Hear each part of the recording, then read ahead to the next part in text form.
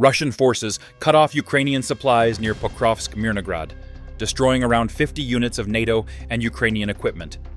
Drone footage shows a large number of armored vehicles, including American maxxpro MRAPs, Strykers, Humvee armored cars, M113 APCs, the Canadian BBM Senator, Turkish Kirpi, British Snatch armored cars, Swedish BVS-10 all-terrain vehicles, and the Polish Onsila.